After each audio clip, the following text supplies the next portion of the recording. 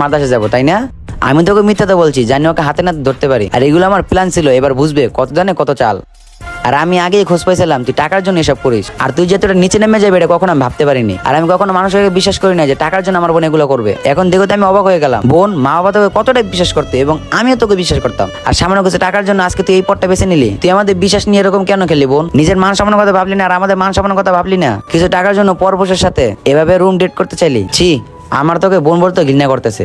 বল তুই এই কাজ কেন করলি? দেখ ভাই, তুই ভুল ভাবতাছস, এমন কোনো কিছু না। চুপ, মিথ্যা তো বলবি না। আমি কোনো ভুল বুঝতেছি না, আমি নিজের চোখে দেখছি তুই টাকার লোভে এই ছেলের সাথে এখানে আসছস। আর আমি কিভাবে ভুল বুঝবো? তুই যার সাথে আসছস উনি একজন আমার পরিচিত ভাই লাগে, আর উনিও তোর কথা আমার কাছে বলছিল। তুই যদি অন্য কোনো পুরুষের সাথে আসলি তাহলে আমি কথার বিশ্বাস করতাম, তুই ওনার সাথে আসছস এই জন্য আমি বিশ্বাস করতে পারলাম না। বুঝতে পারছস আমার কথা বোন? কারণ এই প্ল্যানটা আমারই ছিল, আর এই জন্য তোর প্রতি আমার কোনো বিশ্বাস হবে না। তুই যেটা মিথ্যাবাদী এটা আজকে প্রমাণ হলো। তুই বাসায় চল, তোর বিচার বাসায় হবে। তোর বিচার তো মা বাবা করবে, কিন্তু আমি না। ভাই আপনাকে অনেক ধন্যবাদ, আপনি আমার বোনের আসল চেহারা আজকে ধরে দিয়েছেন আমার কাছে। এটা কোনো ব্যাপার না নবী, এটা তো আমার কর্তব্য ছিল।